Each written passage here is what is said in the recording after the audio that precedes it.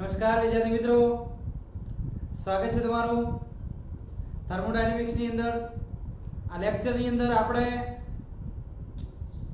બેટા free expansion વિશેની વાત કરવાની છે અને ત્યારબાદ થર્મોડાયનેમિક્સ નો બીજો નિયમ અને કાર્નોટ એન્જિનની પણ આપણે શરૂઆત કરી લઈશું। ઓકે, પ્રીવિયસ લેક્ચરમાં બેટા આપણે જનરલ પ્રોસેસ માટે તમે કયા સૂત્રો વાપરી શકો અને એના આધારિત કેટલાક બેઝિક નીટ બેઝડ એમસીક્યુ જેવા આપણે દાખલા ગણ્યા હતા। ઓકે, ચલો આ લેક્ચરની જે ટોપિકની ચર્ચા આપણે કરવાની છે એમાં પહેલો ટોપિક છે એક ફ્રી એક્સપાન્શન, જેના ઉપર એક દાખલો હું તમને ગણાવી લઈશ અને ત્યારબાદ આપણે કાર્નોટ એન્જિન ઉપર જઈશું। ઓકે, વચ્ચે એક નાનકડો નિયમ આવે છે થર્મોડાયનેમિક્સ ની અંદર, બીજો નિયમ જેને કહેવામાં આવે છે। ઓકે, ચલો તો જઈએ આજના લેક્ચર ઉપર, શરૂઆત કરી દો। સૌથી પહેલા આપણે પ્રશ્ન નંબર 14 એટલે કે ક્વેશ્ચન નંબર 14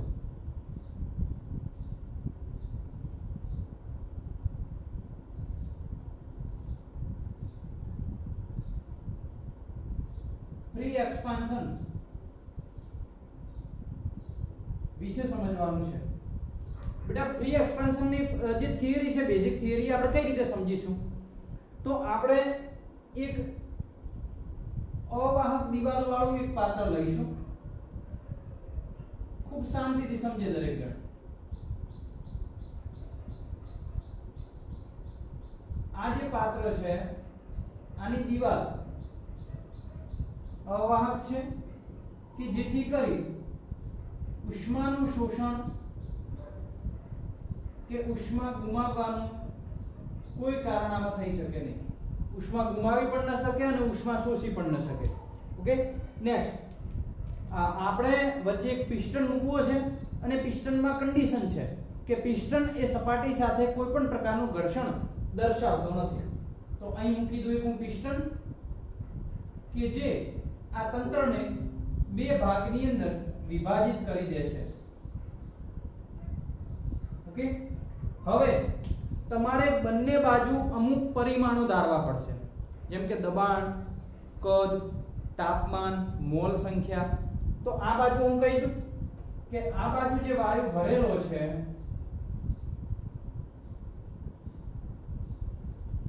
એમાં દબાણ P0 છે, કદ V0 છે, તાપમાન T0 છે અને વોલ્યુમ V છે। સોરી, વોલ્યુમ તો લઈ લીધું ને V0, તો એક કામ કર, મોલ સંખ્યા લઈ લઉં mu। ઓકે, મોલ સંખ્યા લઈ લઉં હું V અને અહીં કન્ડિશન મૂકી દઉં કે આ જે પિસ્ટન છે એ ઘર્ષણ રહિત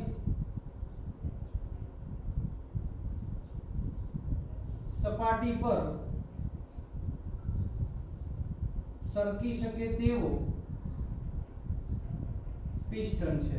ઓકે, તો એક બાજુના ભાગમાં જે વાયુ ભરેલો હતો એનું દબાણ P0, કદ V0, તાપમાન T0, મોલ સંખ્યા છે mu। ઓકે, ચલો હવે બીજી બાજુના ભાગમાં આપણે કહી દઈએ, અહીં આપણે વેક્યુમ લેવાનું છે। વેક્યુમ એટલે શૂન્ય અવકાશ। તો આ ભાગ જે છે આ શૂન્ય અવકાશનો છે। તો શૂન્ય અવકાશની અંદર દબાણ કેટલું હોય? તો કે દબાણ તો સાહેબ હોય જ નહીં, દબાણ તો P0 છે। કદ આપણે લઈ લઈએ ભાઈ, જેટલું અહીં કદ હતું એટલું જ અહીં કદ મૂકી દઈએ, કદ મૂકી દઈએ V0। તાપમાન એ 0 છે અને મોલ સંખ્યા પણ 0 છે, કારણ કે વાયુ હોય તો તાપમાન આવે અને વાયુ હોય તો મોલ સંખ્યા આવે। હવે શું થશે બેટા કે જે આ પિસ્ટન છે એ પિસ્ટન એ ઘર્ષણ રહિત સપાટી હોવાના કારણે ધકેલાઈને અહીં આવી જશે, એટલે જે વાયુ જે છે એનું કદ થઈ જશે બમણું અને દબાણ આપણે મેળવીશું, દબાણ કેટલું થશે?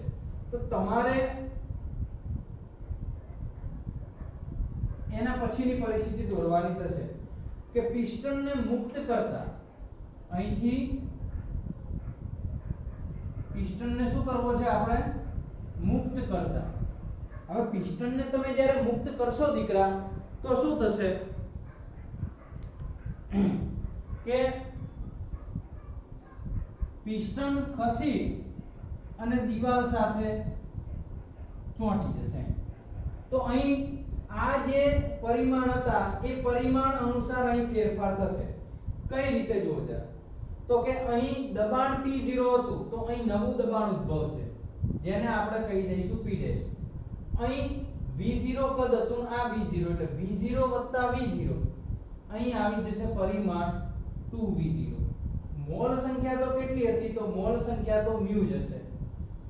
અને બીજું અહીં જે તાપમાન હતું પ્રારંભિક તાપમાન T0 હતું તો અંતિમ તાપમાન કેટલું રહેશે Tf। ખાલી મોલ સંખ્યા ના બદલાય, મોલ સંખ્યા બદલાશે નહીં। તો અહીં સૌથી પહેલા પરિસ્થિતિમાં પિસ્ટનના લીધે તંત્રને બે ભાગમાં વિભાજિત કરેલું હતું। હવે પિસ્ટનને મુક્ત કર્યો એટલે વાયુ વિસ્તરણ પામ્યો અને વાયુ જ્યારે વિસ્તરણ પામશે તો જે ફેરફાર થાય છે એ આપણે શોધવાનો રહેશે। ઓકે, ચલો અહીં હું લખી દઉં કે ફ્રી એક્સપાન્શન દરમિયાન અહીંથી આપણે કોઈ બાહ્ય બળ લગાડ્યું નથી એટલે બાહ્ય બળ ન લગાડ્યું હોય તો કાર્ય થાય નહીં, બરાબર। આપણે કોઈ બાહ્ય બળ લગાડ્યું જ નથી તો કાર્ય નહીં થાય। તો હું લખી દઉં કે ફ્રી એક્સપાન્શન દરમિયાન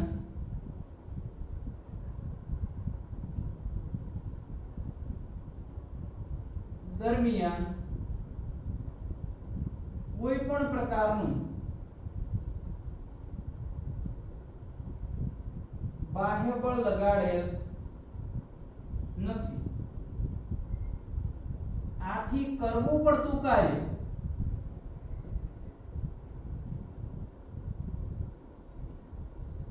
શૂન્ય થાય। તો W લખો, W બરાબર શું લખી શકીએ 0। તો અહીં કરવું પડતું કાર્ય મળી ગયું 0। આ ઇક્વેશન નંબર 1। હવે બીજું તમે આના ઉપરથી શું વિચારી શકો કે શું બહારથી આપણે કોઈ ઉષ્મા આપી છે તો ના કે સાહેબ આપણે બહારથી પણ કોઈ ઉષ્મા આપી નથી। તો બહારથી ઉષ્મા ના આપી હોય, બહારથી કોઈ પણ પ્રકારની ઉષ્મા આપવામાં આવતી નથી। આથી ડેલ્ટા Q પણ શું થઈ જાય 0। આ સમીકરણ નંબર 2। 1 બાય 1 સમીકરણ આપતા રહીએ આપણે, બરાબર। સમીકરણ નંબર થઈ ગયું 2। તો સમીકરણ 1 એ એવું કહ્યું કે ભાઈ તમારે બાહ્ય બળ ન આપતા વખત કાર્ય ન થાય, બાહ્ય ઉષ્મા નથી આપતા એટલે ઉષ્માનો કોઈ ફેરફાર નહીં થાય એટલે ડેલ્ટા Q 0। તો ફ્લોટ અનુસાર આપણે કહી શકીએ કે બાય ફ્લોટ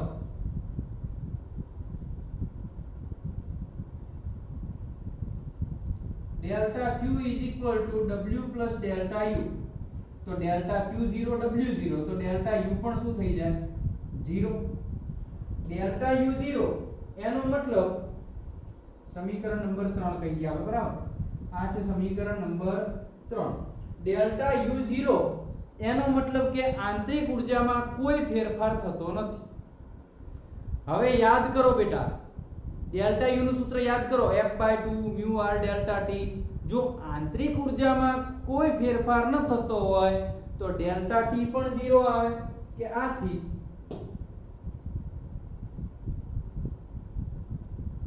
डेल्टा T શું થઈ જાય 0। અને બેટા डेल्टा T જો 0 હોય તો TF - TI 0। TI પેલી બાજુ જાય TF બરાબર શું થાય TI। TF બરાબર શું થશે TI। આને આપણે આપી દઈએ સમીકરણ નંબર 4। ઓકે, TF બરાબર TI। તો આ સમીકરણ નંબર 4 આને આપી દઈએ ડેલ્ટા T 0 4 આને આપી દઈએ 5। ઓકે, હવે શું થશે બેટા તમે અમુક વસ્તુ તો આમાં નક્કી કરી દીધી કે સાહેબ જો સૌથી પહેલા કાર્ય 0 W બરાબર 0 ફર્સ્ટ ટાઈમ કાર્ય થઈ ગયું 0 કારણ કે કોઈ બાહ્ય બળ નથી આપતા। બીજું તમે બહારથી કોઈ ઉષ્મા નથી આપતા એટલે ડેલ્ટા Q 0 થઈ ગયું। જો કાર્ય અને ડેલ્ટા U 0 હોય તો ઓલરેડી ડેલ્ટા U પણ 0 આવશે બાય ફ્લોટ। પહેલો નિયમ એવું કહે છે કે delta Q W plus delta U। Delta Q 0 W 0 delta U એ 0 આવે બેટા ડેલ્ટા u0 તો યાદ કરો સમીકરણ f/2 mu r delta t અહીં હું મૂકી દઉં. હવે વારે ઘડીએ મારે મૂકવાની જરૂર ન પડે, અહીં તમે મૂકો તો ખબર પડી જાય. f/2 mu r delta t, f/2 0 ના હોય, mu 0 ના હોય, r 0 ના હોય તો ડેલ્ટા t 0 હોય. તો જો ડેલ્ટા u0 હોય ડેલ્ટા t 0 થાય. ડેલ્ટા t 0 કોઈ પણ રાશિનો તફાવત 0 એનો મતલબ કે પ્રારંભિક તાપમાન અંતિમ તાપમાન સમાન હોય તો જ Tf - Ti બરાબર 0 થાય. અને Tf બરાબર શું થઈ જાય? Ti. તો ફ્રી એક્સપાન્શન ની અંદર આટલી વેલ્યુ તમને મળી ગઈ. હવે તમારે શું કરવાનું છે? તો મોલ સંખ્યાની સરખામણી કરવાની છે. જસ્ટ એક મિનિટ મિત્રો. ચલો મૂળ સમાઈ જશે હું માનું ત્યાં સુધી. તો અહીં મોલ સંખ્યા કેવી રહેશે? અચળ રહે છે. મોલ સંખ્યા કેવી રહેશે? અચળ. તો mu f શું થશે? mu i. એ તો થાય જ ને કે મોલ સંખ્યા અચળ રહેશે. જેટલી અંતિમ મોલ સંખ્યા હશે એટલી પ્રારંભિક મોલ સંખ્યા હોય. અંતિમ મોલ સંખ્યા શું થશે? તો mu f આ રીતે. પહેલા તો PV બરાબર mu RT. PV બરાબર mu RT. તો mu બરાબર PV RT. ઓકે, આટલી વેલ્યુ મૂકવાની થાય. તો mu f માં જોઈ લેજો. અંતિમ પરિસ્થિતિની અંદર દબાણ આવશે P ડેશ, કદ આવશે 2v0 rm ના m અને અંતિમ તાપમાન આવશે Tm. mu i માં આ શરૂઆતની પરિસ્થિતિ આવે. દબાણ P0, કદ v0 ભાગ્યા r into Tm. r cancel. Okay, Tf અને Ti તો સમાન છે એટલે કેન્સલ થઈ જાય. v0 cancel. તો અંતિમ P ડેશ છે આ 2 ભાગાકારમાં લઈ જાઓ તો P0/2 આવે. એટલે કે અંતિમ તાપમાન અંતિમ દબાણ P ડેશ, અંતિમ દબાણ P ડેશ એ પ્રારંભિક દબાણ P0 કરતા કેવા થઈ જાય છે? અડધા થઈ જાય છે. તો આ તમારું સમીકરણ ન આપેલું 5 પછી આ આપી દીધું સમીકરણ નંબર 6. તો અહીં શું શીખવા મળ્યું કે ભાઈ આ પ્રક્રિયાની અંદર T0 mu કે v0 બરાબર. T0 શેમાં ફેરફાર નથી થતો. જો T0 માં ફેરફાર ન થયો કારણ કે Tf બરાબર શું વધ્યા? Ti. એક mu માં ફેરફાર નથી થતો બરાબર. આની અંદર ફેરફાર નથી થતો, એક u માં ફેરફાર નથી થતો. તો શેમાં ફેરફાર નથી થતો? તો અહીં ફ્રી એક્સપાન્શન માં જોઈ વિચારે લખવાનું. એક્સપાન્શન માં શેમાં ફેરફાર ના થાય? તો એક તાપમાન, બીજું મોલ સંખ્યા અને આંતરિક ઊર્જા u માં ફેરફાર થતો નથી.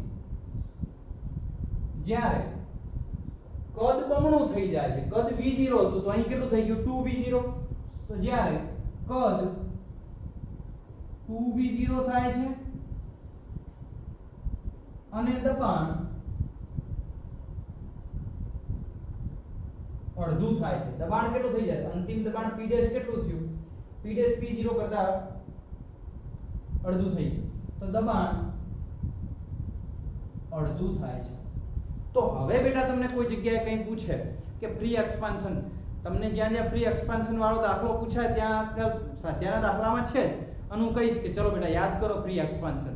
તો ત્યારે તમારા મગજના ઢકણા ખુલી જવા જોઈએ. તરત જ જવાબ આવવો જોઈએ સાહેબ તાપમાન અચળ, આંતરિક ઊર્જા નો ફેરફાર થશે નહીં, ડેલ્ટા U બરાબર 0, કાર્ય ના થાય, બાહ્ય ઉષ્મા જે તમે આપો છો એ ડેલ્ટા Q બરાબર 0 થાય, ડેલ્ટા U 0 થાય, વર્ગ 0 થાય, તાપમાન અચળ થાય, પછી દબાણ અડધું થઈ જાય, કદ બમણું થઈ જાય. આટલું તમને મગજમાં ક્લિયર હોય તો તમને ફ્રી એક્સપાન્શનનો કોઈ પણ દાખલો તમને આવડે. ઓકે, તો એક આ વેલ્યુ છે. બીજું કે જે બેટા આ પ્રક્રિયા છે, આ પિસ્ટન જે છે, પિસ્ટન અહીંથી લઈને અહીં સુધી જાય છે, તો પ્રક્રિયા ખૂબ જ ઝડપી છે. તો ફ્રી એક્સપાન્શન એટલે કે આ પ્રક્રિયા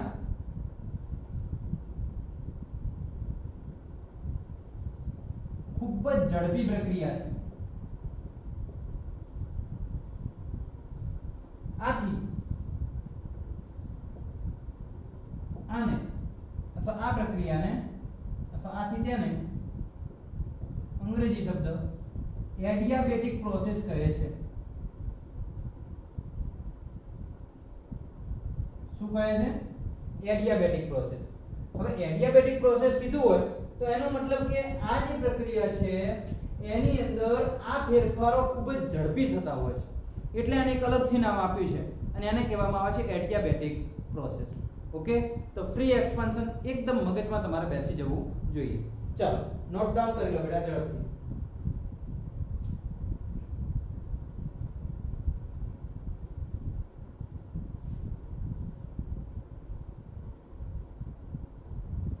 चलो लखी दीधुं. ओके, चलो नेक्स्ट આગળ વધીએ. નવો પ્રશ્ન આપો. Question number 15. Question number 15 thermodynamics નો બીજો નિયમ જણાવો અથવા બીજો નિયમ લખો.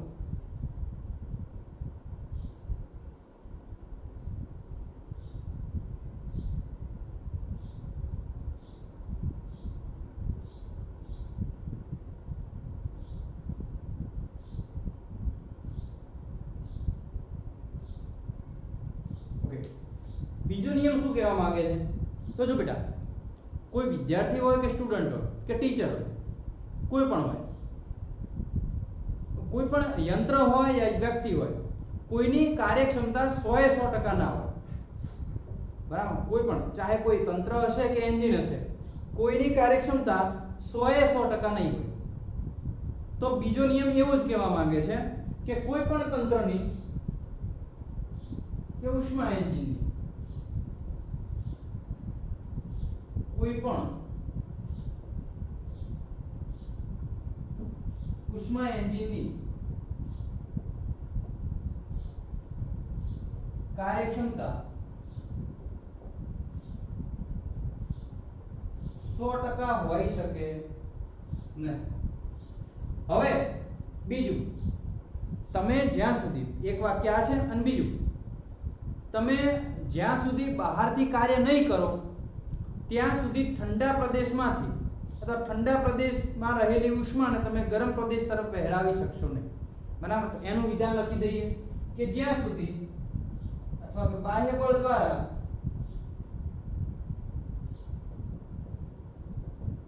કાર્ય કર્યા વિના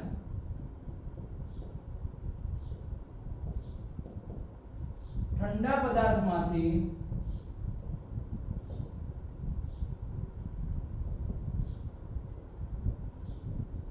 ગરમ પદાર્થ તરફ ઉષ્માનો વિનિમય શક્ય નથી. તમે વિચારો, આને હું તમને એક્સપ્લેન કરી આપું એટલે તમને મગજમાં બેસી જશે કે જો એ આ એક પાત્ર છે ને એક બીજું પાત્ર છે. ઓકે, આમાં તાપમાન T1 છે ને આમાં તાપમાન T2 છે. ઓકે, T1 T2 હતું. શરૂઆતમાં T1 ઊંચા તાપમાન હતું, નીચે તાપમાન હતું, અને પછી હું જોડી દઉં છું. તો આમાંથી વધુ તાપમાનથી ઉષ્માનો જે વિનિમય છે એ કયા તાપમાન તરફ થાય? તો ઉષ્મા કઈ તરફ વહે છે? T1 થી T2 તરફ વહે ને બેટા. એટલે કે ગરમથી કઈ તરફ વહે? ઠંડા તરફ. ગરમથી કઈ તરફ વહે છે? ઠંડા તરફ. પણ તમારે ઠંડા પદાર્થમાંથી ગરમ તરફ વહેડાવી છે. ઉષ્માને કઈ તરફ વહન પમાવવું છે? તો ઉષ્માને આપણે વહન કરાવવું છે ઠંડામાંથી ગરમ તરફ. તો ઠંડામાંથી ગરમ તરફ ક્યારે ઉષ્માનું વહન થાય? ક્યારે થાય બેટા? ઠંડામાંથી ગરમ. જ્યારે તમે બહારથી કોઈ કાર્ય કરો તો જ્યાં સુધી બહારથી કાર્ય કરવામાં ના આવે ત્યાં સુધી ઠંડા તંત્રમાંથી ગરમ તંત્ર તરફ ઉષ્માનું વહન થઈ શકે નહીં. તો આ થર્મોડાયનેમિક્સનો બીજો નિયમ છે. એમાં બે વાક્યો છે. કોઈ પણ એન્જિનની કાર્યક્ષમતા 100% ન હોય અને બાહ્ય બળ, જ્યાં સુધી તમે બાહ્ય બળ ન વાપરો અથવા બાહ્ય બળ દ્વારા કાર્ય ન કરો ત્યાં સુધી એ ઉષ્માનો વિનિમય ઠંડાથી ગરમ તરફ નથી થતો. ગરમથી ઠંડા તરફ કરવામાં કોઈ કાર્ય નહીં વપરાય. બરાબર? જેમ કે પાણીને ઊંચા ઢોળાવ પરથી નીચે સપાટી પર લાવવું હોય, અમુક ઊંચાઈએથી નીચે લાવવું હોય તો કોઈ કાર્ય ના કરવું પડે, ગુરુત્વાકર્ષણ બળ અસર હેઠળ આવી જ જશે. પણ નીચેથી ઉપર લઈ જવું હોય તો તમારે બાહ્ય બળ દ્વારા કાર્ય કરવું પડે. તો અહીં પણ એવું કહેવા માંગે છે કે કોઈ પણ એન્જિનની અંદર તમારે ઉષ્માનો વિનિમય ઠંડાથી ગરમ તરફ કરાવવો હોય તો તમારે બાહ્ય બળ દ્વારા કાર્ય કરવું પડશે. ઓકે, તો પહેલા નોટ ડાઉન કરી લો થર્મોડાયનેમિક્સ નો બીજો નિયમ, એના પછી આપણે આગળ વધીએ. ચાલો ઝડપ રાખે દરેક વિદ્યાર્થી મિત્રો.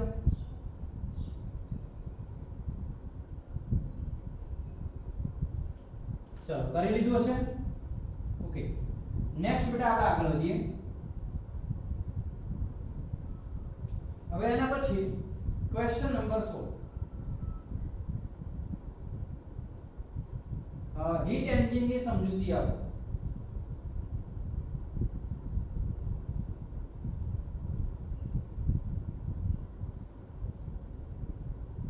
ઓકે, હવે હીટ એન્જિન છે શું બેટા? તો હીટ એન્જિન એ એક પ્રકારની ઉર્જાનું બીજી પ્રકારની ઉર્જામાં શું કરે છે? રૂપાંતરણ કરે છે. પણ એક આ હીટ એન્જિન છે અને બીજું રેફ્રિજરેટર. આ બંનેની રચના તમારે વ્યવસ્થિત રીતે સમજવી પડશે, બરાબર? અને બંને માટે, એક માટે એફિશિયન્સી આવશે અને એક માટે કાર્ય ગુણાંક આવશે. બંનેના સૂત્રો આપણે ખાસ ધ્યાનમાં રાખવા પડશે. એટલે હવે જે ટોપિક ચાલુ થાય છે એ નીટ માટે મોસ્ટ ટાઈમલી છે. નીટના ક્વેશ્ચન અને એમસીક્યુ ઘણા બધા એમાંથી નીકળે છે. એટલે મહેરબાની કરી અને શબ્દશઃ અને રાશિ સાથે સમજજો. ઓકે, ચાલો હવે ખાસ હીટ એન્જિનનું કાર્ય શું છે? તો એક પ્રકારની ઉષ્મા અથવા ઉર્જા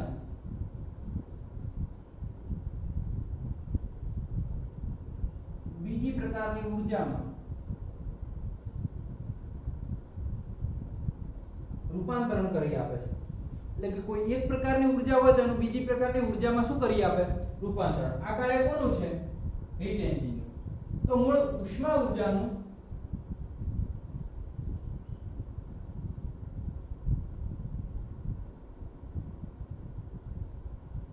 કઈ ઉર્જામાં રૂપાંતરણ થશે? યાંત્રિક ઉર્જા. એટલે કે કાર્યની અંદર રૂપાંતરણ કરી આપશે. તો આપણે કહી શકીએ કે એક ઉષ્મા ઉર્જા જે છે એ ઉષ્મા ઉર્જાનું શેમાં રૂપાંતરણ થશે? યાંત્રિક ઉર્જાની અંદર રૂપાંતરણ થશે. હવે આ હીટ એન્જિનને સમજવા માટે તમારે સૌથી પહેલા એનો બ્લોક ડાયાગ્રામ સમજવો પડે. શું સમજવો પડે? Block diagram. બ્લોક ડાયાગ્રામમાં કેવું હશે કે કાર્યકારી વાયુ હશે અથવા તંત્ર હશે, એક બાજુથી ઠારણ અવસ્થા હશે, સ્ત્રોત અવસ્થા હશે, એક તાપમાન ઊંચું હશે, બીજું તાપમાન નીચું હશે. એ બ્લોક ડાયાગ્રામના આધારે તમને ખબર પડી રહેશે કે સાહેબ હા, હીટ એન્જિન આ રીતે કાર્ય કરશે. તો સૌથી પહેલા એનો આપણે સમજી લઈએ બ્લોક ડાયાગ્રામ.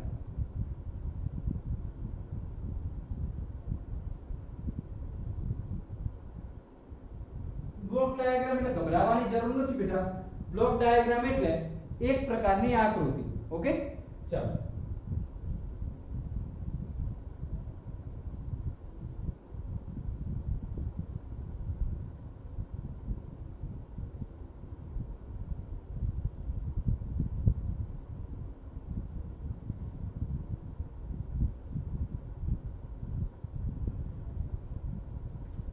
અહીં મધ્યમાં હશે કાર્યકારી વાયુ, જેને આપણે કહીશું એન્જિન.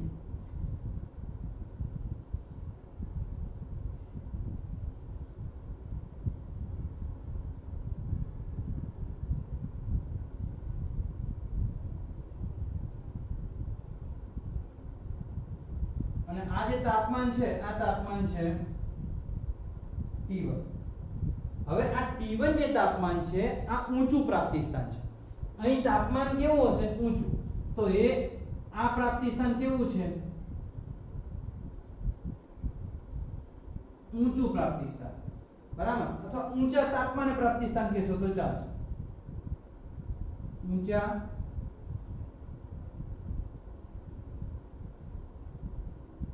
તાપમાને પ્રાપ્તિ સ્થાન. ઓકે, અહીંથી Q1 જેટલી ઉષ્મા એન્જિન મેળવશે, બરાબર? તો આ Q1 જેટલી ઉષ્મા એન્જિને મેળવી, ખાસ ધ્યાન રાખજો મિત્રો સંકેતો. તો આ મેળવેલ ઉષ્મા ઉર્જા, તો આ એન્જિને T1 પ્રાપ્તિ સ્થાનમાંથી કેટલી ઉષ્મા ઉર્જા મેળવી? સંકેતો ખાસ યાદ રાખજો. Q1 જેટલી. એન્જિન Q1 જેટલી ઉષ્મા ઊર્જા મેળવે છે અને એ ઉષ્મા ઊર્જાનું કઈક કાર્યની અંદર રૂપાંતરણ કરશે. તો એ કાર્યમાં રૂપાંતરણ થશે એટલે અહીંથી એન્જિન દ્વારા W જેટલું કાર્ય થશે. W જેટલું શું થશે બેટા? કાર્ય. તો આ Q1 ઉષ્માનો અમુક સ્ત્રોત કાર્યમાં વપરાય છે અને 100% કાર્ય તો થવાનું જ નથી બાય સ્લોટ બીજા નિયમ અનુસાર. તો 100% કાર્ય ન થાય, 100% કાર્ય ન થાય તો બાકીની ઉષ્મા ઊર્જા ક્યાં જાય? તો એ ઠારણ અવસ્થામાં જાય અને અહીં Q2 આવશે જેને આપણે કહીશું સિંક. અંગ્રેજીમાં એનો શબ્દ વપરાય છે સિંક. સિંક એટલે શું થાય બેટા? તો સિંક એટલે વ્યય પામેલી ઉષ્મા ઊર્જા.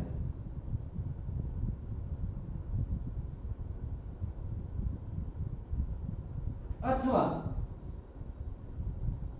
પુનઃ ઉપયોગમાં આ લખો તો ચાલે અને આ લખો તો ચાલે વ્યય પામેલી, પણ આ ઉષ્મા ઊર્જા પુનઃ ઉપયોગમાં લેવાતી નથી. બરાબર? તો આ વ્યય પામેલી ઉષ્મા ઊર્જા છે જે પુનઃ ઉપયોગમાં લઈ શકાતી નથી. તો Q2 ઉષ્મા ઊર્જા જે આપશે એના કારણે અહીં તાપમાન થશે T2 અને આ T2 તાપમાન એ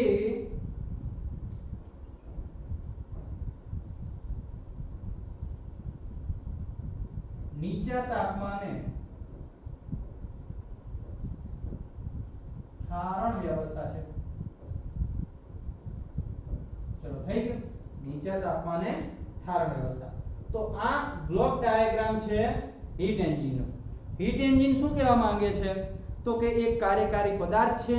એ કાર્યકારી પદાર્થને ઊંચા સ્ત્રોત વાળા T1 તાપમાનમાંથી Q1 જેટલી ઊર્જા મેળવવામાં આવે છે. એ મેળવેલ ઉષ્મામાંથી અમુક ભાગ કાર્યમાં વાપરે છે અને વધેલો ભાગ એ વ્યય પામે છે. વ્યય પામતા ઉષ્મા ઊર્જાને Q2 કહેવામાં આવે છે જે ક્યારેય પુનઃ ઉપયોગમાં લેવાશે નહીં અને એ ઉષ્માના કારણે T2 જેટલું ઠારણ અવસ્થા નીચા તાપમાને મળશે. ચલો ક્લિયર થશે? તો અહીં આના આધારિત તમારે સૂત્રોની તારવણી કરવાની થશે. તો હવે સૂત્રોની તારવણી માટે સૌથી પહેલા ઊર્જા સંરક્ષણનો નિયમ વાપરી અને એક ઇક્વેશન તમે બનાવી શકશો. કેટલા ઇક્વેશન છે આપણે જોઈ લઈએ, બધા જ આપણે સાબિત કરવાના છે. પહેલા તો આ બ્લોક ડાયાગ્રામ તમે તમારી રીતે નોટબુકમાં દોરી દેજો અને ઊર્જા સંરક્ષણ ઉપરથી એક આપણે ઇક્વેશન બનાવી શકીએ કે અહીંથી કેટલી ઊર્જા આપવામાં આવી? તો Q1 જેટલી, અને આ Q1 જેટલી ઉષ્મા ઊર્જાના કારણે W જેટલું કાર્ય થયું અને Q2 જેટલી ઉષ્મા વ્યય થઈ. તો આપણે કહી શકીએ કે ઊર્જા સંરક્ષણના નિયમ પરથી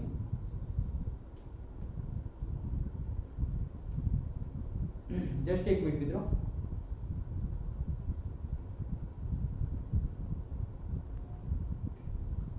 ઓકે ચલો, ઊર્જા સંરક્ષણના નિયમ પરથી શું કહી શકશો તમે કે ભાઈ કેટલી ઉષ્મા ઊર્જા આપવામાં આવી? તો કે Q1 આપવામાં આવી. એનો શું ઉપયોગ થયો? તો એક કાર્યમાં વપરાય અને બીજી વ્યય પામી. તો અહીં કહી શકાય કે Q1 બરાબર W પ્લસ Q2. ઓકે, એક આ ઇક્વેશન બની જાય. તો આ સમીકરણ નંબર 1. તો પહેલું આ ઇક્વેશન કાર્નોટ એન્જિન ઉપરથી મળ્યું જ્યાં Q1 શું છે, W શું છે, Q2 શું છે એ બધું આપણે લખવું પડે. Q1 શું છે બેટા? અહીં Q1 શું છે કે અહીં Q1 મેળવેલ ઉષ્મા ઊર્જા. Q2 શું છે? તો Q2 અહીં સ્પષ્ટ લખ્યું છે મેં કે ગુમાવેલ અથવા વ્યય પામેલ, બેમાંથી કોઈ પણ શબ્દ હોય તો ચાલે. Q2 બરાબર ગુમાવેલ અથવા વ્યય પામેલ ઉષ્મા ઊર્જા. ઓકે, W બરાબર, તો W બરાબર શું થાય? કરવું પડતું કાર્ય. ઓકે, આ તંત્ર દ્વારા થતું કાર્ય કહી શકાય. ઓકે, ચલો આ ક્લિયર થઈ ગયું. હવે મારે આની અંદર એફિશિયન્સી એટલે કે કાર્યક્ષમતાનું સૂત્ર વાપરવું છે કે કાર્યક્ષમતા શું થાય. તો આ તંત્રની કાર્યક્ષમતાને કહેવામાં આવે છે n. તો n શું થશે કે અહીં તમે કેટલું કાર્ય કર્યું તો કે w જેટલું કાર્ય કર્યું. તો આઉટપુટ થયો. કેટલી ઉષ્મા મેળવી તો q1. તો હંમેશા કાર્યક્ષમતા આઉટપુટ ભાગ્યા ઇનપુટ થાય. આઉટપુટ ભાગ્યા શું થાય ઇનપુટ. તમે કેટલા ટકા રિઝલ્ટ લાવ્યું તો એ કઈ રીતે નોંધાય મેળવેલ ગુણ ભાગ્યા કુલ ગુણ થાય. મેળવેલ ગુણ ભાગ્યા શું થાય કુલ ગુણ. તો અહીં આ તંત્રમાં આઉટપુટ કેટલું મળ્યું તો w જે છે આ આઉટપુટ છે. આ મળ્યું આપણને આઉટપુટ અને આ છે ઇનપુટ. તો અહીં આઉટપુટ w છે, ઇનપુટ શું છે q1.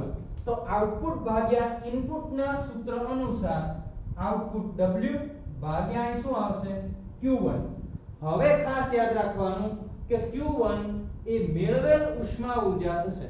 આ મગજમાં ફિટ કરી રાખજો. q1 હીટ એન્જિનમાં આ બધું હીટ એન્જિન માટે છે.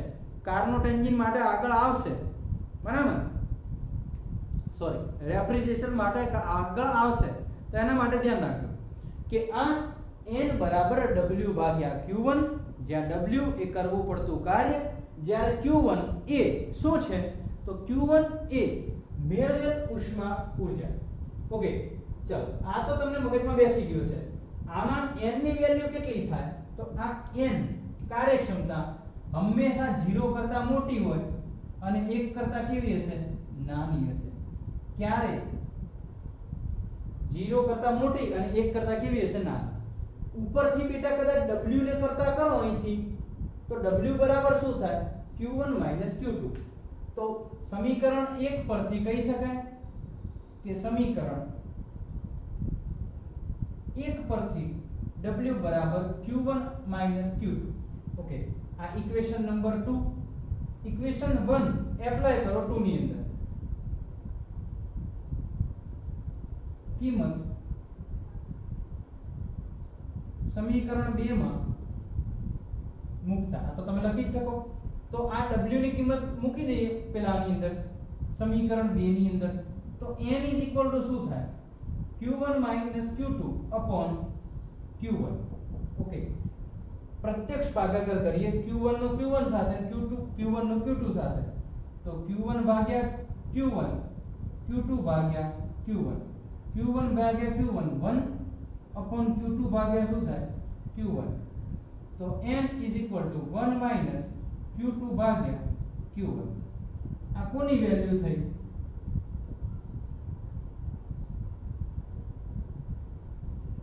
તો આ n ની વેલ્યુ છે કે n બરાબર q2 ભાગ્યા શું થઈ ગયું q1.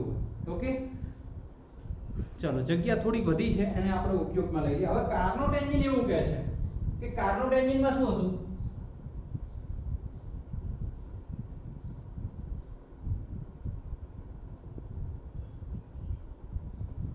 એક કામ કરો બેટા, અહીં નહીં સમાય. તમે પહેલા આટલું નોટ ડાઉન કરી લો.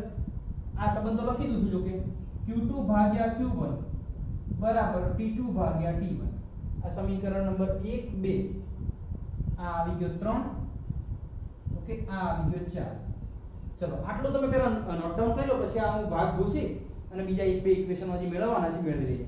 પહેલા આટલું નોટ ડાઉન કરી લો. ચલો ઝડપ રાખે દરેક જણ.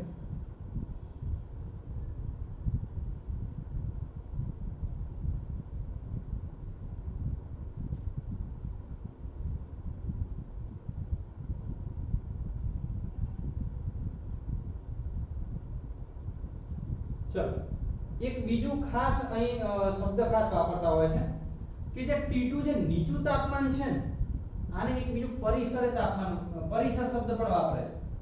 એટલે અહીં ખાસ ધ્યાન રાખવાનું, આ આવશે પરિસર. કોઈ વખતે શબ્દ વાપરે ને MCQ માં કે પરિસરનું તાપમાન. પરિસર એટલે વાતાવરણ, કે એન્જિને અમુક ઉષ્મા મેળવી, અમુક કાર્યમાં વાપરી, બાકીની ઉષ્માને કારણે આજુબાજુનું તાપમાન વધશે. તો એ આ તાપમાન આવે તો આ T2 શું આવશે તો પરિસરનું તાપમાન, અને T1 શું આવશે ઊંચું તાપમાન. એ હું લખાવું છું પણ પહેલા તમે આટલો નોટ ડાઉન કરી લીધો છે ઓકે તો હું પૂછી દઉં છું કારણ કે હવે આ બ્લોક ડાયાગ્રામની કોઈ જરૂરિયાત નથી ઓકે ચલો હવે જો બેટા આ q2/q1 બરાબર t2/t1 છે તો સમીકરણ 4 ને મૂકી દો સમીકરણ 3 માં તો સમીકરણ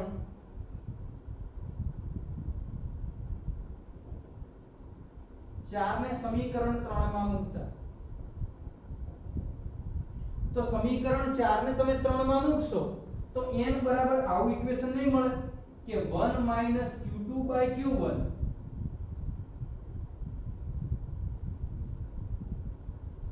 q2/q1 છે ને એની જગ્યાએ શું મૂકી દો t2/t1 તો 1 -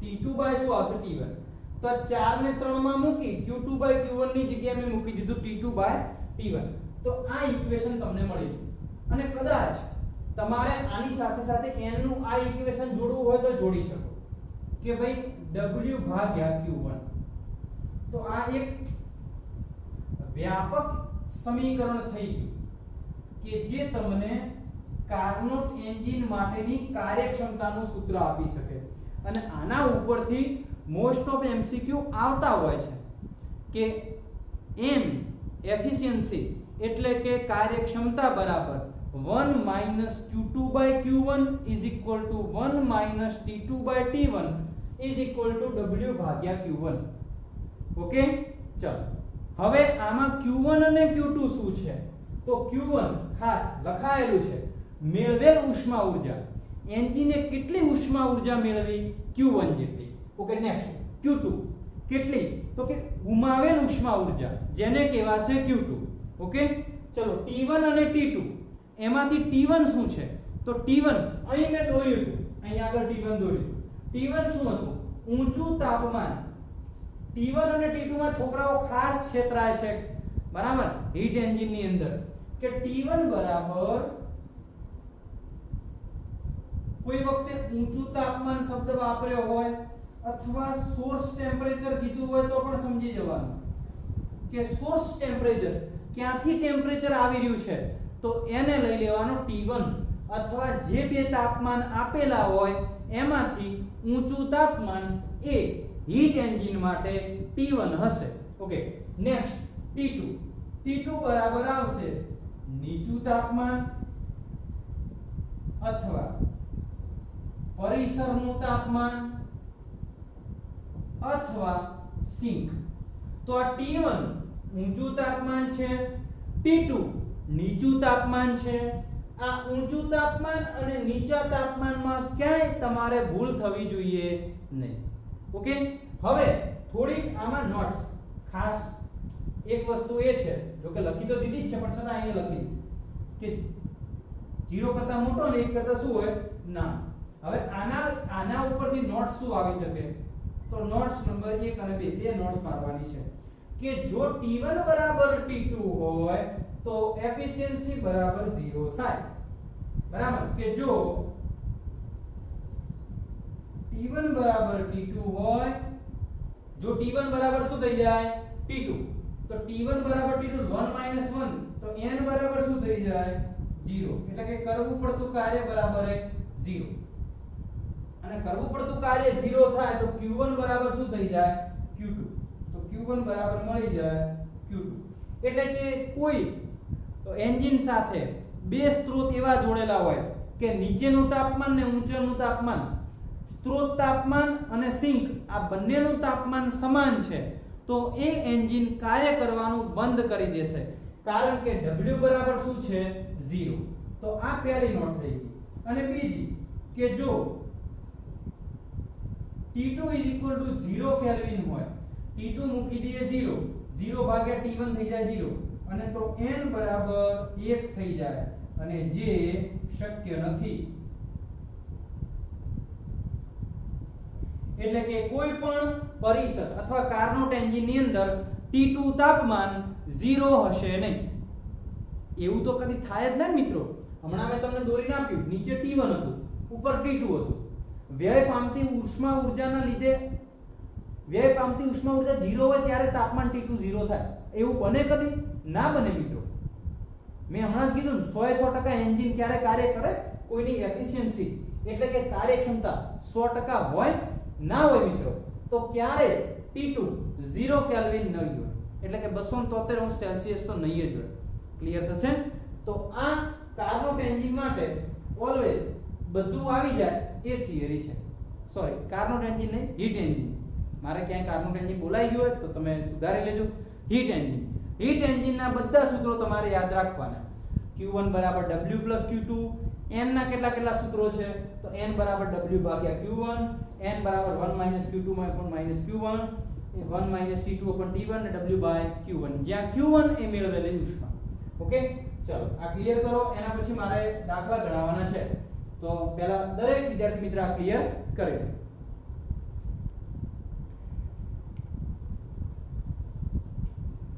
ચલો ગણી લીધું બેટા? Okay, next.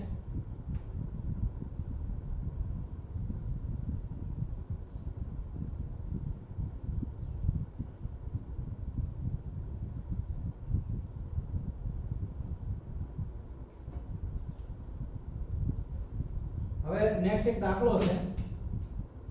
દાખલાની રકમ આપણે લખી દઈએ.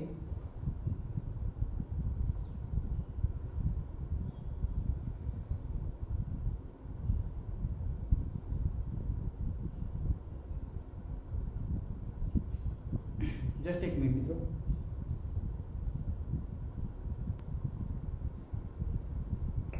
ચલો મિત્રો, હવે રકમ તમારી જોડે બોર્ડમાં લખેલી છે, તમે નોટ ડાઉન કરી લેજો. ઓકે, હું તમને સમજાવી દઉં છું કે એન્જિનની કાર્યક્ષમતા કેટલી છે. ઉષ્મા એન્જિનનું પ્રાપ્તિ સ્થાનનું તાપમાન 600 કેલ્વિન છે અને પરિસરનું તાપમાન 300 કેલ્વિન છે. એકદમ સિમ્પલ દાખલા મેં મૂક્યા છે, તમારે જસ્ટ ફોર્મ્યુલાની પ્રેક્ટિસ થઈ જાય એટલા માટે. પ્રાપ્તિ સ્થાનનું તાપમાન અને પરિસરનું તાપમાન આપેલું છે ને એન્જિનની કાર્યક્ષમતા શોધવાની છે. તો ઇક્વેશન લઈ લઈએ કે n બરાબર તાપમાન છે તો 1 minus T2 upon શું થાય T1. આ પણ દાખલો એવો છે અને એ પણ એવો છે, એટલે ખાસ ધ્યાન રાખજો. T2 અને T1 માં મેં તમને કીધેલું હતું કે ભાઈ T2 એ નીચું તાપમાન છે અને T1 એ ઊંચું તાપમાન છે. તો અહીં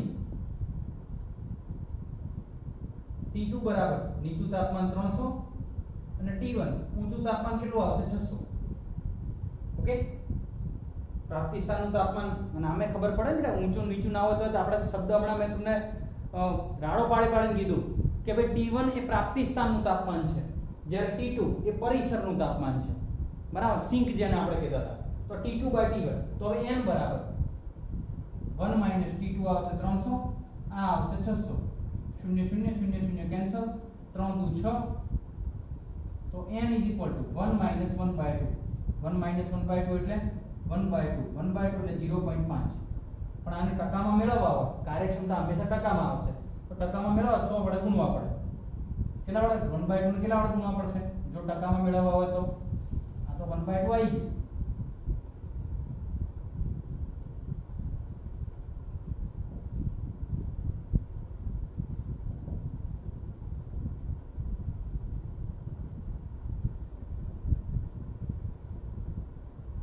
n ટકાની અંદર 1 by 2 ગુણ્યા 100 આવશે અને 100% ઉડાડશો એટલે 50.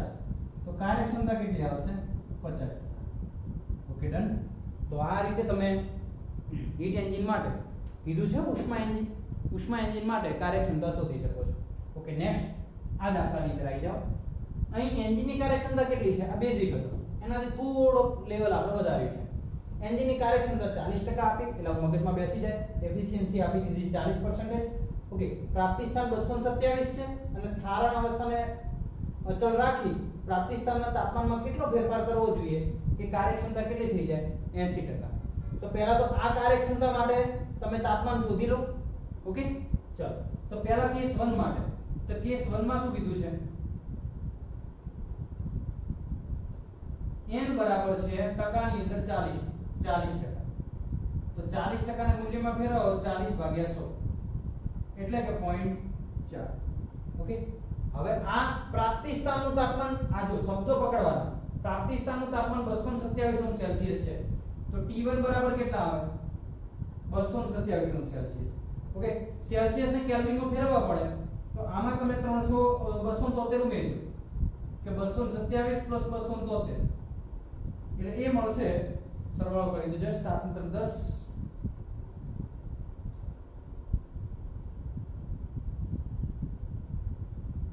500 ઓકે આ T1 મળી જશે 500 કેલ્વિન ઓકે હવે n બરાબર સૂત્ર લગાવી દો n બરાબર 1 - T2 / T1 તમારી જોડે બધી વેલ્યુ છે T2 શોધતા તમને આવડવું જોઈએ કઈ રીતે જોતા n તો છે 0.4 એટલે 4/10 મૂકી દો 1 - T2 કેટલા છે તો કે સાહેબ T2 તો શોધવાના છે ઓકે T1 કેટલા છે 500 એક કામ કરો T2 - 500 આ બાદ લઈ જાઓ 4/10 પેલી બાદ લઈ જાઓ તો T2 / 500 1 - 4/10 10 * 10 - 4 એટલે 6/10 તો T2 / 500 બરાબર 6/10 500 અહીં જાય તો 6 × 500 ભાગ્યા 10 6 × 5 = 30 તો T2 બરાબર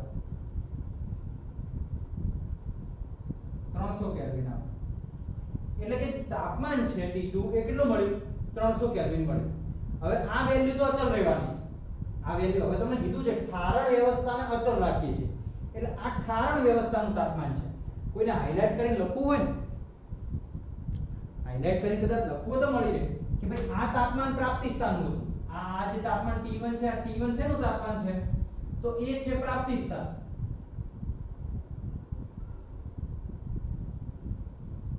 અને આ T2 છે આ T2 શેનું તાપમાન છે તો એ ઠારણ વ્યવસ્થા છે જેને આપણે સિંક ટેમ્પરેચર કહેતા હતા તો હવે આ કેસ 1 તો ક્લિયર થઈ ગયું આને થોડું હું ઘટાડી દઉં એ આ 500 અહીં લખી દઉં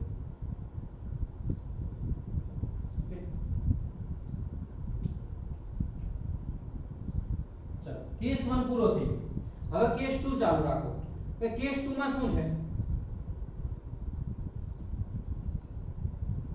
કેસ 2 એવું કહેવા માંગે છે કાર્યક્ષમતા છે 80% તો 80/100 એટલે કે n આવી જાય 0.8%. કેટલા આવી જાય 0.8%. 0.8% થઈ જાય તો n બરાબર 1 માઈનસ હવે તો નવી કાર્યક્ષમતા આવી તો આને n ડેશ કહી દો ને n ડેશ નવી કાર્યક્ષમતા આવી તો n ડેશ બરાબર શું થશે t2 dash upon t1 dash પણ અહીં t2 ડેશ તો ઓલરેડી પહેલા જેટલા જ હશે કારણ કે ઠારણ વ્યવસ્થા તો કેવી રાખી અચલ રાખી તો ખાલી n ડેશ કેટલા છે n ડેશ કેટલા થશે 8/10 1 minus t2 300 t1 500 sorry t1 dash આ પ્રાપ્તિ સ્થાનમાં મૂકી દીધા પ્રાપ્તિ સ્થાન અચલ નથી રાખો ઓર નહીતર સાહેબ લખશે ને એનું લખી જશે આને ડાબી બાજુ લાવો 300/t1 1 - 8/10 10 * 10 - 8 અહીં સાદું આપી દઉં 300/t1 10 * 10 - 8 એટલે 2/10 ઓકે 10 અહીં ગુણ્યા 2 ભાગાકારમાં જાય તો 300 × 10 ભાગ્યા 2 બરાબર t1 તમે જાતે ગણી લેશો ધોરણ 12 માં હવે તો આવી ગયા ગણો 2 × 5 = 10 t1 બરાબર આવી જાય છે 5 × 1500 કેલ્વિન તો અહીં કેટલા હતા t2 300 t2 તો અચળ રહ્યા t1 કેટલા આયા આ t1 ડેશ હશે મિત્રો મારી ભૂલ થઈ ગઈ આ t1 dash t1 dash t1 dash ને t1 ડેશ ઓકે તો અહીં પૂછ્યું છે કે ભાઈ કેટલો વધારો થાય તો કાર્યક્ષમતા 80% થાય હવે પહેલા તમે આટલું નોટ ડાઉન કરી લેજો બેટા ઝડપ રાખે દરેક આટલું નોટ ડાઉન કરી લે પછી હું આગળ તમને સૂચના આપું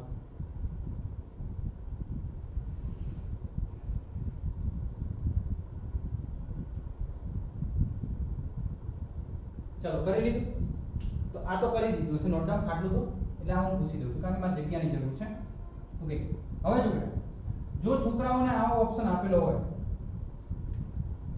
આ દાખલામાં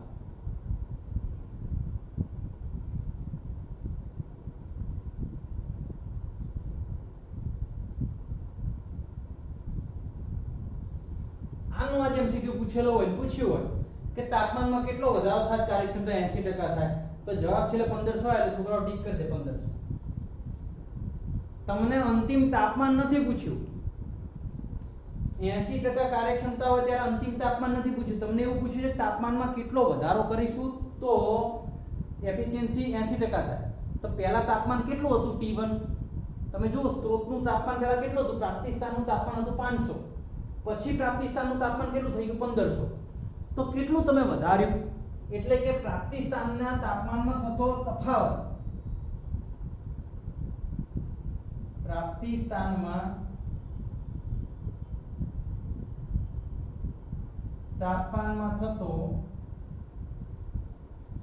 તફાવત અથવા વધારો ડેલ્ટા T બરાબર T1 dash minus T1 T1 dash કેટલા છે તો T1 ડેશ છે 1500 કેલ્વિન T1 કેટલા છે 500 કેલ્વિન તો જવાબ આવે 1000 કેલ્વિન અને આપણા બધા હોશિયાર વિદ્યાર્થીઓ 1500 ટીક કરી દે તમે કે હું ગમે તે પહેલી નજરે તો બધાને ભૂલ થાય એટલે હવે થોડું સતર્ક રહેવા કે પહેલા જે કેસ આપેલો હોય એ મગજના ઢાંકણા ખોલ દેવાના ખોલી અને કાર્યક્ષમતા કે સાહેબ 40% છે T2/T1 ઉપરથી તમે T2 ની ગણતરી કરી લો આપેલું છે શું પ્રાપ્તિ સ્થાન એટલે કે T1 આપેલું છે તો T2 ગણી લો T2 ગણ્યા પછી એ T2 ને અચલ રાખ્યા છે અચલ રાખીને કાર્યક્ષમતા 80 કરી તો T1 શોધી લો એટલે T1 ડેશ મળી ગયા T1 ડેશ માંથી T1 બાદ કરો એટલે તાપમાનમાં વધારો મળી જાય ઓકે તો આ એક સિમ્પલ એમસીક્યુ હતો કે જે તમે મગજમાં બેસાડી શકો અને કેલ્ક્યુલેશન કરી શકો ઓકે તો નોટ ડાઉન બાકી હોય એટલું તમે કરી શકો છો મિત્રો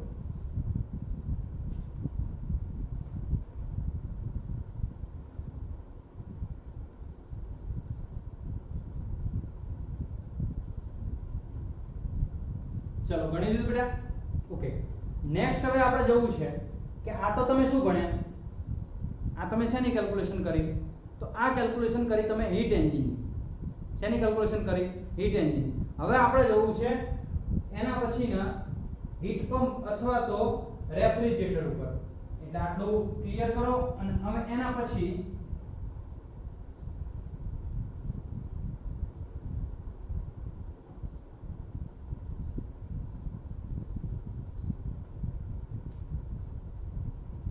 નેક્સ્ટ ક્વેશ્ચન નંબર 17 બરાબર કારણ કે 16 પતી ગયો છે હું માનું કે ઓકે 16 ક્લિયર થઈ ગયું હવે તમે એના પછીનો નેક્સ્ટ ક્વેશ્ચન આપી દો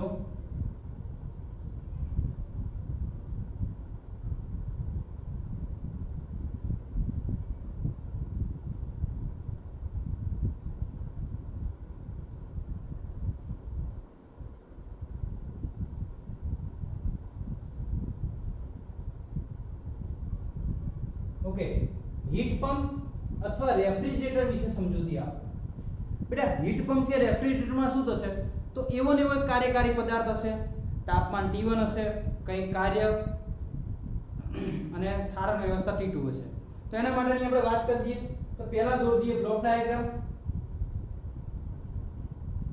તો આનો આવશે બ્લોક ડાયાગ્રામ હવે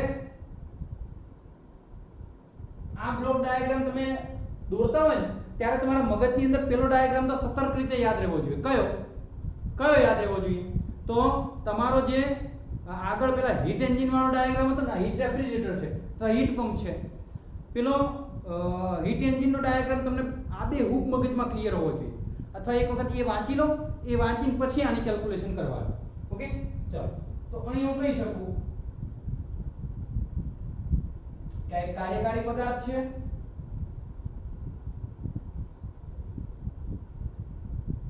અને કાર્યકારી પદાર્થ કેશો અથવા વાયુ કેશો તો ચાલશે અને અહીં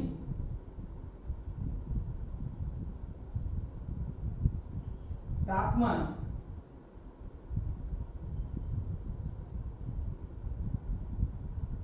T1 અને T2 ની ખાસ ગોઠવણી કરવાની છે હવે અહીં શું થશે કે અહીં આ ઠારણ વ્યવસ્થા હશે કઈ વ્યવસ્થા હશે ઠારણ વ્યવસ્થા અને આ તાપમાન હશે નીચું અને નીચા તાપમાનને આપણે હંમેશા T2 લઈએ છીએ T2 માંથી જો કોઈક ઉષ્મા આપણે દૂર કરવી હોય એટલે કે Q2 જેટલી ઉષ્મા દૂર કરવી હોય, ખાસ ધ્યાન રાખજો. T2 એટલે કે નીચી ઠારણ વ્યવસ્થા વાળા તંત્ર જે છે એમાંથી તમારે કોઈ ઉષ્મા મેળવવી હોય, કંઈક ઉષ્મા આપણે મેળવવી છે તો તમારે તંત્ર ઉપર કાર્ય કરવું પડશે. એટલે કે અહીં બહારથી કાર્ય કરવું પડશે અને અહીં તમે જે કાર્ય કરો છો એ કાર્ય કોના દ્વારા કરશો? તો ઇલેક્ટ્રિસિટી દ્વારા. આપણા રેફ્રિજરેટર સમજી લો ને કે ભાઈ રેફ્રિજરેટરની અંદર તાપમાન જાળવી રાખવું હોય તો કંઈક કાર્ય કરવું પડે અને કાર્ય કરવા માટે તમે બહારથી કંઈક ઊર્જા આપશો, ઇલેક્ટ્રિક એનર્જી દ્વારા તમે આપો છો ને. ચાલો હવે એના પછી શું થશે મિત્રો? તો કે ઇલેક્ટ્રિસિટી દ્વારા તમે W જેટલું કાર્ય તો કરી લીધું, તો અહીંથી તમે Q2 જેટલી ઊર્જા મેળવી તો અહીં Q1 જેટલી ઊર્જા અપાશે અને અહીં તાપમાન આવશે T1 અને આ તાપમાન હશે પરિસર. એટલે કે પરિસરનું તાપમાન કેવું હશે? ઊંચું તાપમાન હશે. અને તમે જોઈ લો બેટા, રેફ્રિજરેટર સાથે આને સરખાવવું હોય તો તમે સરખાવી લો કે રેફ્રિજરેટરમાં શું હોય? અંદરનું તાપમાન તો નીચું હોય, ઠારણ વ્યવસ્થા, એમાંથી તમારે એની એ ઠારણ વ્યવસ્થા જાળવી રાખવી, બહારથી તમે ઇલેક્ટ્રિસિટી આપો છો એટલે એની ઠારણ વ્યવસ્થા જળવાઈ રહે છે. પણ ફ્રીજની આજુબાજુનું તાપમાન એટલે કે પરિસરનું જે તાપમાન છે એ તો કેવું રહેશે? ઊંચું. તો અહીં જો Q2 ને કરતા કરીએ અથવા Q2 વિશે વાત કરીએ તો ઊર્જા સંરક્ષણ અનુસાર શું થાય?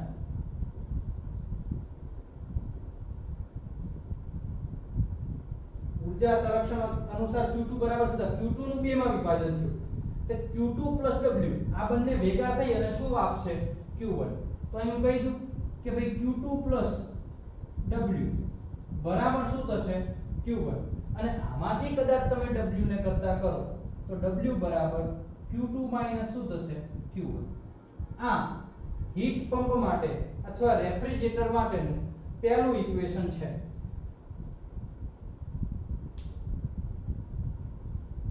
ઓકે, Q2 પેલી વાત જશે ને તો Q1 માઈનસ Q2 આવશે. ઓકે, તો આ હીટ પંપ માટેનું પહેલું ઇક્વેશન મળશે કે Q1 માંથી Q2 બાદ કરો એટલે તમને W કાર્ય મળશે. ચલો હવે આની પહેલાના મુદ્દામાં એટલે કે હીટ એન્જિનમાં આપણે શું કહેતા હતા? તો એમાં એફિશિયન્સી આવતી હતી, કાર્યક્ષમતા. પણ અહીં કાર્યક્ષમતા નહીં આવે, અહીં આવશે પરફોર્મન્સ ગુણાંક. તો આના માટે તમારે પરફોર્મન્સ ગુણાંક લેવો પડશે આલ્ફા. જેમ કાર્યક્ષમતા એટલે કે એફિશિયન્સી તમે લેતા હતા n, તો અહીં આવશે પરફોર્મન્સ.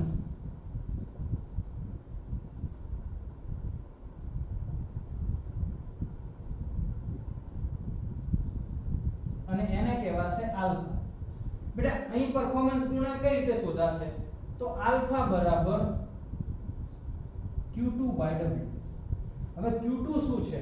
તો Q2 આપણને ખબર પડી ગઈ, ઠારણ વ્યવસ્થા દ્વારા લેવામાં આવતી ઉષ્મા.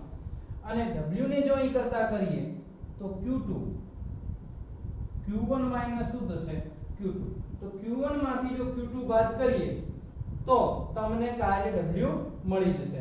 અને કદાચ તાપમાનમાં ફેરવવું હોય તો Q2 ની જગ્યાએ મૂકી દો T2, Q ની જગ્યાએ તમે T મૂકી શકો છો.